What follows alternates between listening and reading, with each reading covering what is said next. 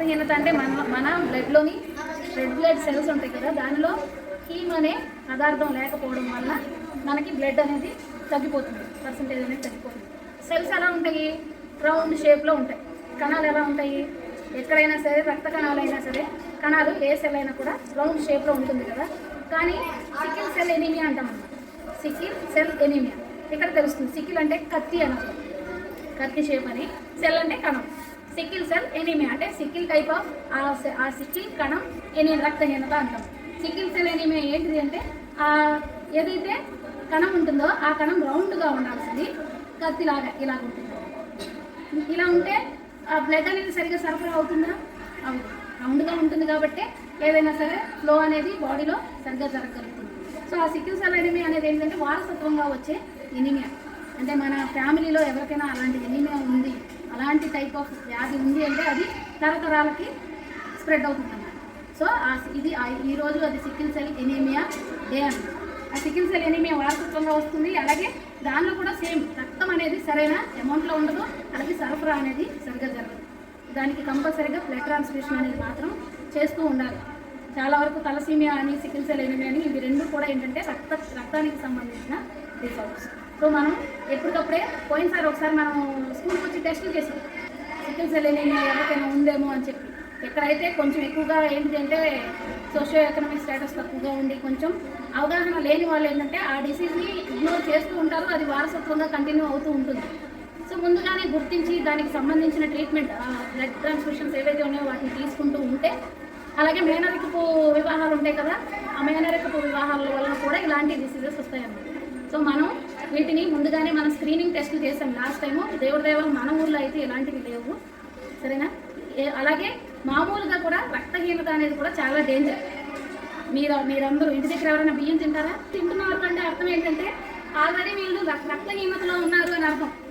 రక్తహీనతలో పడిపోతేనే మనకి మట్టి వాసన చూడాలనిపించడం, కానీ బూడిద ఉంటాయి కదా కచ్చికలు, పిడకలు కాలిన తర్వాత వచ్చే వాటిని కచ్చికలు అంటారు. ఎవరికైనా తెలియకపోతే తెలుసుకోండి. అవి ఉంటాయి కదా, అవి తినాలనిపించడం, దాని మీద నీళ్ళు పడగానే మంచి వాసన చూడాలనిపించడం, ఇలా అంటే తినకూడని సబ్స్టాన్సెస్ తినాలనిపించింది అంటే అర్థం ఏంటంటే రక్తహీనత వచ్చేసింది అని చెప్పి.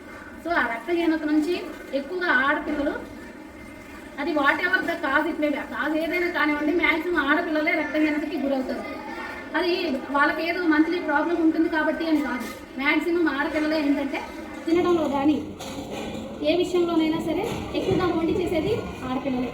కాబట్టి మ్యాక్సిమం ఆడపిల్లలకే రక్తహీనత ఉంటుంది. సో అది ఏ రక్తహీనత అయినా ఉంది, ఆ సికిల్ సెల్ అనేది వారసత్వంగా వచ్చేది కాబట్టి మ్యాక్సిమం మన ఊళ్ళో స్క్రీనింగ్ జరపబడింది. ఓకే, అలాగే అది కొన్ని తెగల వారికే వస్తుంది. ఆ తెగల వారిని చూసుకుని మనం టెస్ట్ చేసాము. మిగతా వాళ్ళు కూడా నార్మల్గా చేయించుకున్న వాళ్ళు కూడా ఒకలే టెస్ట్ చేసాము.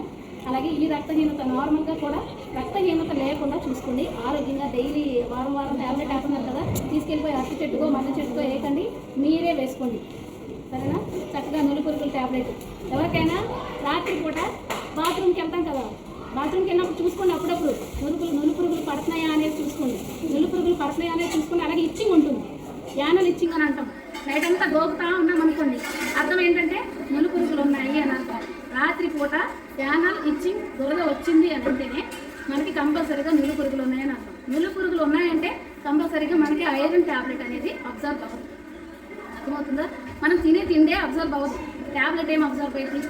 నులుపురుగులు ఉన్నాయంటే మనకి ఏది అబ్జర్వ్ అవ్వదు. కాబట్టి ముందు అలాంటి ఇచ్చింగ్ ఎవరైనా ఉంటే వెంటనే మన దగ్గరకు వచ్చి ట్యాబ్లెట్ తీసుకోండి, నైట్ వేసుకోండి, నెక్స్ట్ డేకి క్లియర్ అయింది, సరేనా. ఏది తిన్నా కూడా మొత్తం పురుగులే లాగేసుకోండి, అప్పుడు మనం పాలిపోతాం. దాన్ని ఏమనుకుంటున్నాను, అబ్బా నేను కలర్ వచ్చేస్తున్నాను, ఎంత బాగా అయిపోతున్నాను అని అనుకుంటాం. కానీ అది కలర్ కాదు, ఏంటంటే మనం పాలిపోతాం, లోపల పురుగులు మొత్తం తినేస్తున్నాయి. మనం తినే అన్నం కానీ మనం బిర్యానీ తిన్నా కూడా అయ్యే తినేస్తున్నాయి.